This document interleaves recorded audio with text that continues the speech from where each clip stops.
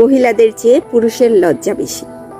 একবার এক স্কুলে না, স্থানীয় মহিলারা সাধারণ সভার আয়োজন করেছিল, যেখানে কথা বলতে গিয়ে এক মহিলা বলেছিল মহিলাদের চেয়ে পুরুষের লজ্জা বেশি।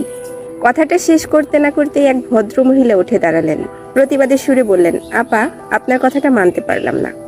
পুরুষ মানুষের আবার লজ্জা দেখলেন কোথায়? ওরা তো বেশরম, বেলাজ।